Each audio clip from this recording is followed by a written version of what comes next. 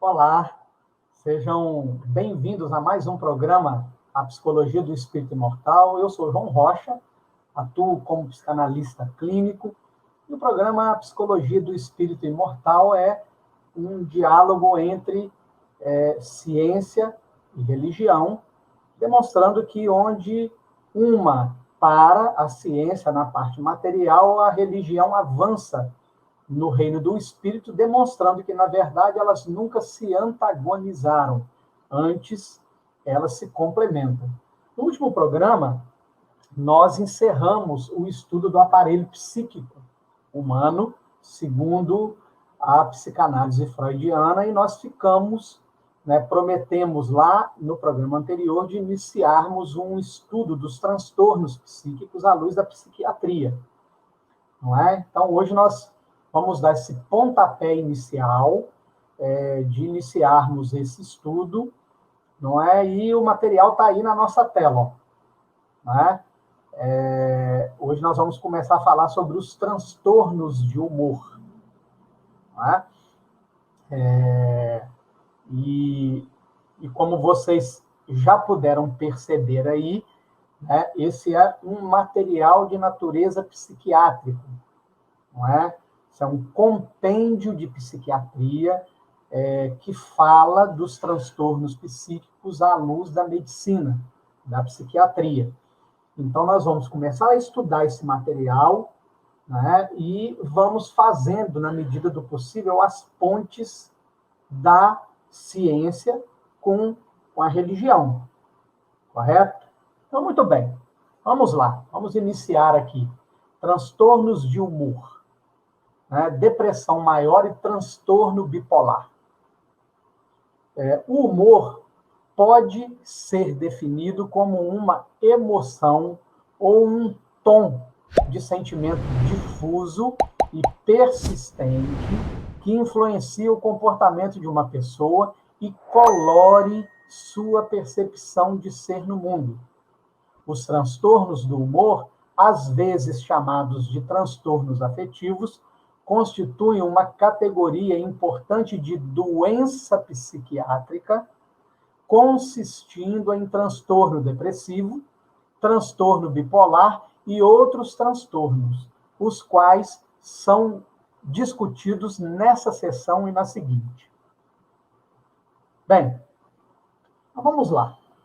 A primeira coisa que já nos chama a atenção aqui é que os transtornos de humor são classificados como doenças psiquiátricas. E aí, vejam, nós vivemos atualmente um momento onde os transtornos de humor, ou agora, aprendendo com a psiquiatria, as doenças psiquiátricas, elas campeiam na nossa sociedade. Porém, as questões de saúde mental, elas ainda são muitas vezes ignoradas ou relegadas a segundo plano, ou não são consideradas dentro do nível de importância que elas deveriam ter, porque, diferente de uma fratura, onde todo mundo vê o gesso, ou vê o imobilizador, ou vê o pino, diferente de uma cirurgia, onde nós vemos o corte, diferente de um câncer, por exemplo, que nós vemos o exaurir das forças físicas ou adoecimento visível, né? A saúde mental, ela não tem, num primeiro momento, nenhum sintoma físico. Não se vê nenhum gesso, não se vê nenhum corte, não se vê nenhum pino, parafuso, nada disso. No entanto, vejam como há uma enorme ignorância a respeito disso, né? Como o texto é muito claro, o humor colore o nosso dia, ele é uma lente, né? Uma lente interna com a qual nós vivemos a vida, nós olhamos para o mundo, fazemos leituras do mundo, fazemos leituras de pessoas, fazemos leituras de circunstâncias influenciados pelo humor. Ora, isso é um transtorno psiquiátrico, logo, um transtorno de natureza mental, né? E se é a mente quem controla o corpo, então, um transtorno psiquiátrico, ele é um transtorno com um impacto determinante na vida. Não é? A tal ponto de, por exemplo, um transtorno de depressão maior, por exemplo, colocar a pessoa em cima de uma cama, num quarto escuro, com um completo desinteresse pela vida, com um completo desinteresse de si mesmo, de não se cuidar mais, de não ter vida social, né? E estamos falando, portanto, de um estado de doença. Não estamos falando de alguém que escolhe ficar assim, né? Um transtorno bipolar é algo muito sério. Porque, por exemplo, a pessoa, na fase da depressão, e aí nós vamos até aqui começar a estabelecer um conhecimento importante, porque nós tratamos como bipolaridade, isso caiu no gosto popular, de que uma pessoa que tem mudanças de humor dentro do dia é um indivíduo bipolar, quando, em verdade, a bipolaridade dentro da psiquiatria não se trata disso. A bipolaridade dentro da psiquiatria é um indivíduo que faz o transtorno depressivo, né? Portanto, ele tem uma queda no seu humor, né? E essa queda no humor pode durar semanas, pode durar meses, pode durar anos, inclusive, e algum gatilho tira a pessoa da fase depressiva e a eleva para a fase da mania. E o elevar aqui não significa melhoria, né? Significa tirá-lo da depressão, do humor que decaiu, que está na depressão, e levá-lo para a mania, onde ele fica super excitado. E por que a bipolaridade é perigosa? Porque o indivíduo, na fase da mania, por exemplo, ele mete os pés pelas mãos. Ele faz dívidas. Ele compra o que pode e o que não pode. Então, ele traz endividamento familiar, ele traz preocupação familiar, né, a partir dessa superexcitação em que ele se sente capaz de qualquer coisa. Em outros casos, por exemplo, o indivíduo está na fase depressiva e ele atingiu um grau de gravidade na fase depressiva em que os pensamentos suicidas o acometem, né? Dentro da visão psicológica e da visão psicanalítica, ele é acometido de pensamentos obsessivos. São pensamentos que se repetem, um verdadeiro bombardeio desses pensamentos, e que o indivíduo, ele literalmente não consegue sair desse ciclo de pensamentos obsessivos. Não é algo que ele escolhe, é algo que acontece, né? E muitas vezes, nesta fase, ele tem, então, os pensamentos obsessivos de suicídio, né? A própria consciência apresenta ao ego que a solução para se resolver o que incomoda, a frustração, a decepção, ou seja lá o que for, é acabar com a própria vida.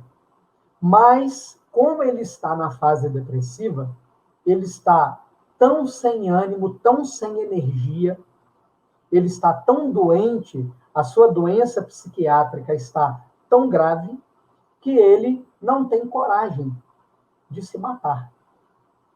Me falta para isso força, força vital mesmo, vontade, libido.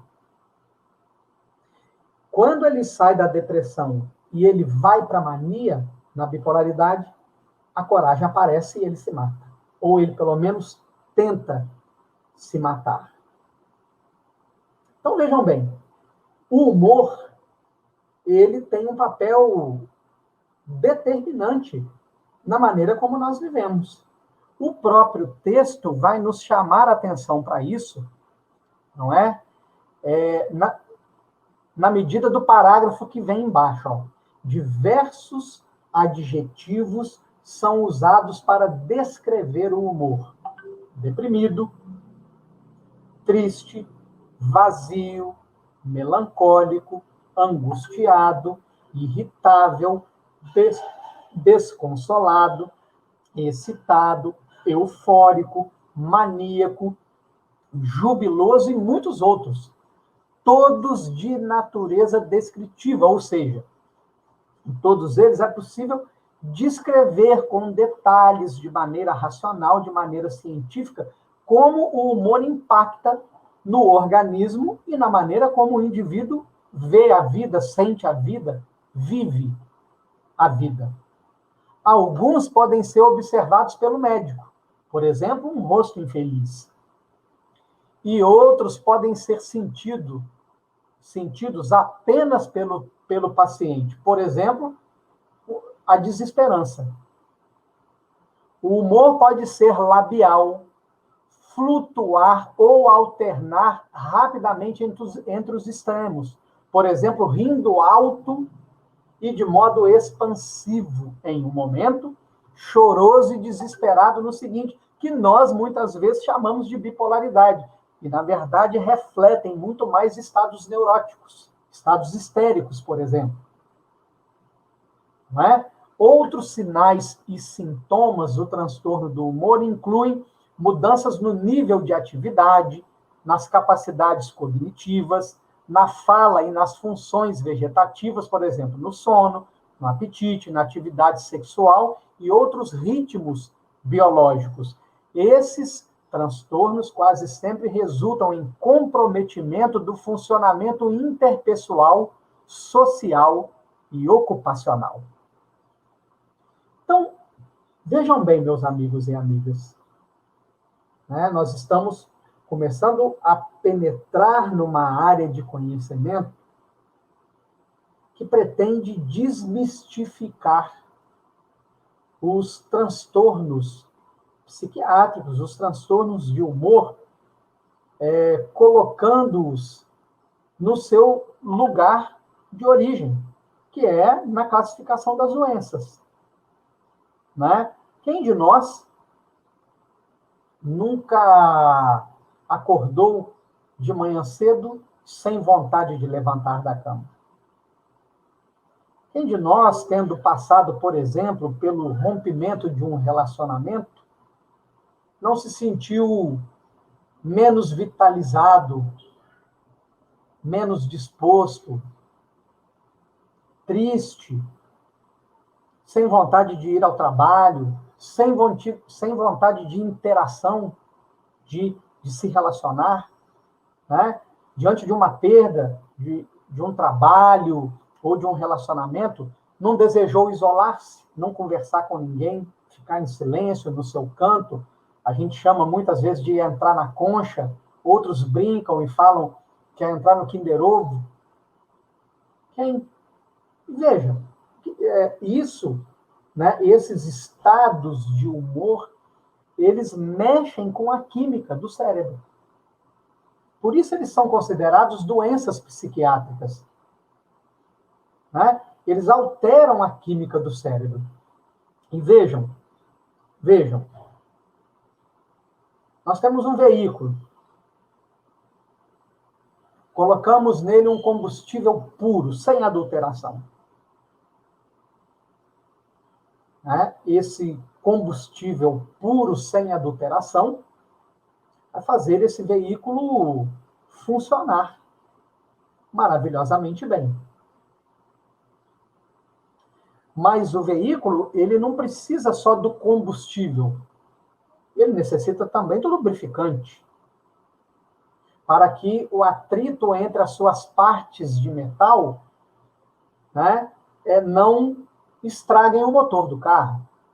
E permita que, por exemplo, os pistões que geram a combustão, que fazem a mistura do combustível com oxigênio nos motores da explosão, que são a maioria dos motores que estão instalados nos veículos, impulsionem o carro adiante. Mas o carro também não necessita só do combustível e do lubrificante. Ele também precisa da bateria, sem a qual ele não funciona, né? Mas ele também não necessita só do combustível, do óleo lubrificante, da bateria, né? Ele também precisa de que os pneus estejam calibrados adequadamente, o sistema de freio esteja com seus fluidos apropriados para que o carro possa ser freado com eficiência. A marcha também tem um fluido que facilita a troca. Estão percebendo? Nós poderíamos dizer que o combustível é um tipo de humor. O óleo lubrificante do motor é outro tipo de humor. A bateria é outro tipo de humor. Os fluidos para o freio, outro tipo de humor. O fluido da caixa de marcha, mesmo nos carros automáticos, é outro tipo de humor. A calibragem dos pneus é outro tipo de humor. Se algum desses humores se altera, o carro deixa de ter um funcionamento perfeito. Nessa analogia, trazendo para a nossa realidade de seres humanos, não é diferente. Se nós estamos acometidos de um humor, esse humor faz o nosso sistema cerebral disparar hormônios no nosso organismo. Se o humor é de natureza positiva, a produção hormonal do organismo vai ser a produção de hormônios que fazem bem, que provocam bem-estar, que fazem sentir fisicamente o bem-estar. No entanto, se o humor é de natureza negativa, nós vamos ter exatamente o efeito contrário. Nós vamos ter a produção de hormônios de natureza negativa e nós vamos sentir o reflexo disso no nosso corpo físico. Então, estamos percebendo? Falar de humor dentro da psiquiatria é falar de uma doença física. Que tudo bem, ela não tem o gesso de uma fratura, ela não tem o que mobiliza numa fratura, num rompimento de ligamentos, ela não tem o corte de uma cirurgia, ela não tem uma perda de vitalidade de um câncer.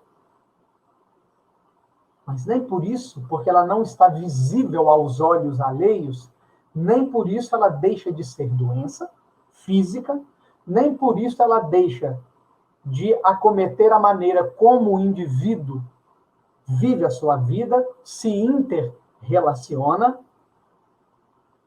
nem por isso ela deixa de alterar a química cerebral e, portanto, nem por isso ela deixa de ser doença. Assim, estamos encerrando o nosso primeiro programa baseado na psiquiatria sobre os transtornos de humor. Até o próximo programa. Forte abraço a todos.